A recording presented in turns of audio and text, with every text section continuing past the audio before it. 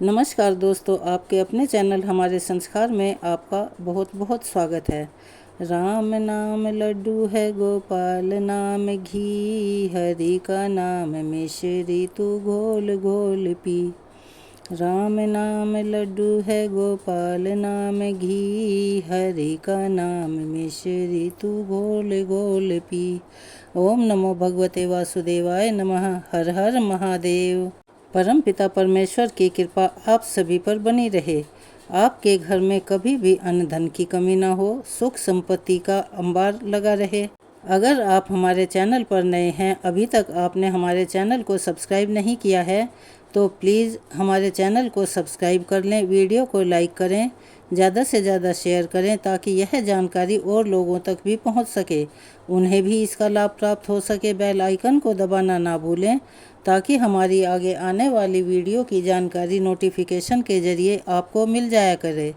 आज हम आपके लिए आषाढ़ मास कृष्ण पक्ष में पड़ने वाली एकादशी, जो कि योगिनी एकादशी के नाम से जानी जाती है, उसके बारे में जानकारी लेकर आए हैं। उसकी तिथि कब से कब तक है, व्रत कब रखा जाएगा और उसका पारण कब किया जाएगा, उसकी विधि और सही मुहूर्त क्या है। तो चलिए शुरू करते हैं। सामान्य तौर पर साल भर में 24 एकादशियां होती हैं, लेकिन अधिक मास या मलमास होने से इनकी संख्या 26 हो जाती है। हर एकादशी विष्णु भगवान को समर्पित होती है और आषाढ़ महीने के कृष्ण पक्ष की एकादशी को योगिनी एकादशी कहते हैं। कोई भी इंसान कभी भी जानबूझकर कोई बुरा कर्म या पाप नहीं करता, लेकिन जाने अनजाने में बहुत कुछ हो जाता है। हर पाप का दंड इंसान को भुगतना पड़ता है, चाहे वह जान के किया हो या अनजाने में किया हो। ऐसा कहा जाता है कि योगिनी एकादशी व्रत के प्रभाव से उन सभी पाप और दोषों से मुक्ति पाई जा सकती है।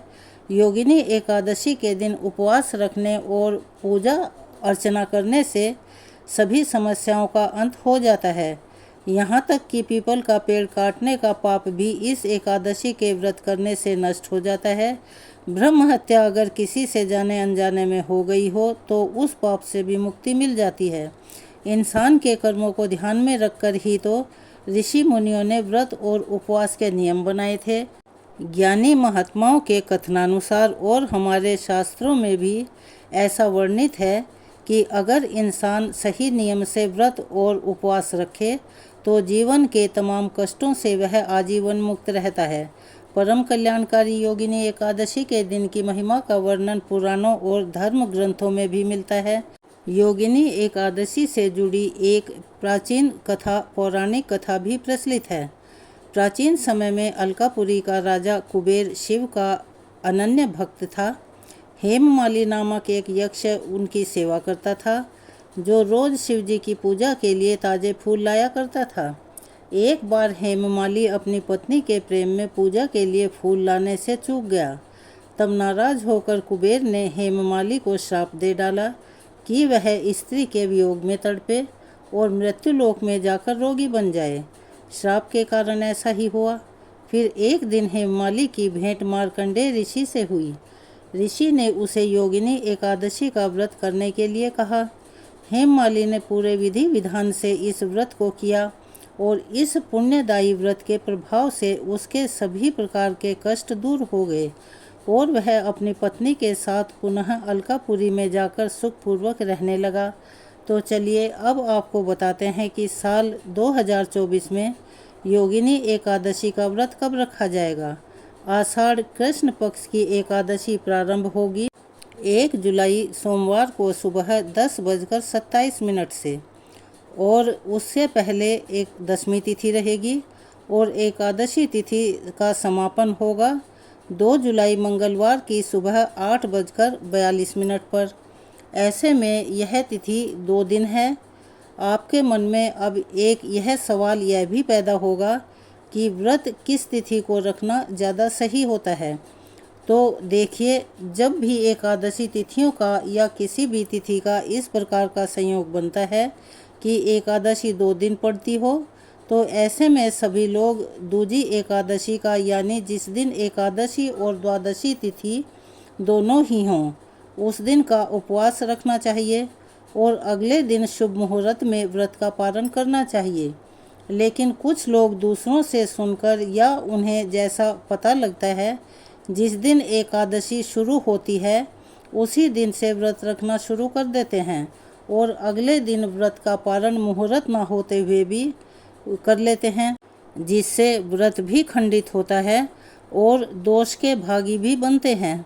इसीलिए हमेशा आपको सही तिथि का और शुभ मुहूर्त की जानकारी होनी चाहिए। इसीलिए इस बार 2 जुलाई मंगलवार को ही योगिनी एकादशी का व्रत रखा जाएगा। सभी गृहस्थजन और वैष्णवजन इसी दिन व्रत रखेंगे। अगर आप 1 जुलाई को व्रत रखने की सोच रहे हैं तो आपको बता दें कि 2 जुलाई को मंगलवार के दिन सुबह से लेकर 1:30 तक हरिवासर का समय रहेगा और हरिवासर के समय व्रत नहीं खोला जा सकता। अगर आपने व्रत रख भी लिया है तो फिर आपको दोपहर 1:30 से 3 बजे के बीच में मंगलवार के दिन व्रत का पालन करना होगा। ऐसे में एकादशी का व्रत बहुत अधिक समय का हो जाएगा, जो कि वैसे भी एकादशी का व्रत काफ़ी कठिन माना जाता है। इसीलिए सभी लोगों को मंगलवार के दिन ही व्रत रखकर बुधवार के दिन शुभ मुहूर्त में ही पालन करना चाहिए। एकादशी के दिन यानी 2 जुलाई मंगलवार को सूर्योदय सुबह 5:49 पर होगा और सूर्यास्त शाम को 7:12 पर होगा। इस दिन ब्रह्म मुहूर्त सुबह 4:13 से 5:01 तक रहेगा। अभिजीत मुहूर्त दोपहर 12:04 से 12:57 तक रहेगा। अमृत काल सुबह 2:20 से 3:53 तक रहेगा। उसके बाद राहु काल दोपहर 3 बजे से 4:30 तक रहेगा। राहु काल को अशुभ मुहूर्तों में गिना जाता है। इसमें कोई भी शुभ काम नहीं किया जाता। द्वादशी तिथि प्रारंभ होगी 2 जुलाई मंगलवार को सुबह 8:43 से और द्वादशी तिथि का समापन होगा 3 जुलाई बुधवार सुबह 7:10 पर।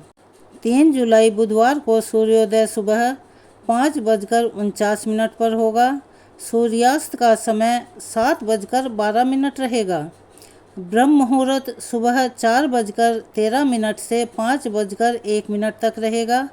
राहु काल दोपहर 12 बजे से 1:30 तक रहेगा। व्रत का पालन अगले दिन हमेशा सूर्योदय के बाद और हरिवासर का समय बीतने के बाद किया जाता है। 2 जुलाई मंगलवार को हरिवासर दोपहर 1:30 पर समाप्त हो जाएगा और योगिनी एकादशी का व्रत खोला जाएगा, यानी व्रत का समापन किया जाएगा। 3 जुलाई बुधवार को सुबह 5:49 से 7:10 तक के समय का ध्यान रखना बहुत ज़रूरी है, क्योंकि उस समय के बाद त्रयोदशी तिथि प्रारंभ हो जाएगी।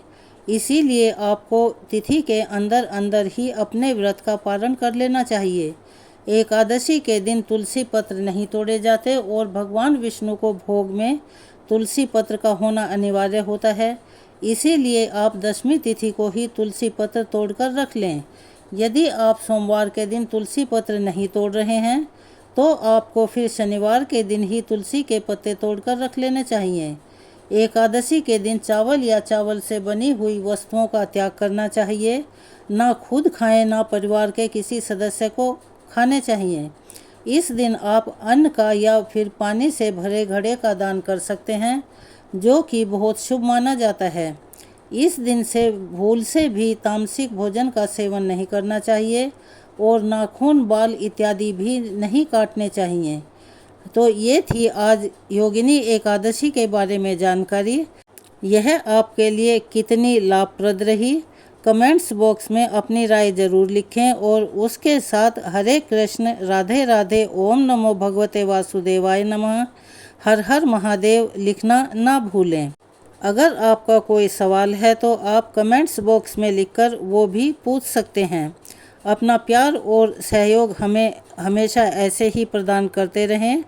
अगर आप चैनल पर नए हैं तो चैनल को सब्सक्राइब करें, वीडियो को लाइक करें, ज़्यादा से ज़्यादा शेयर करें और बेल आइकन को दबाना ना भूलें ताकि हमारी वीडियो की जानकारी आपको हमेशा मिलती रहे। धन्यवाद।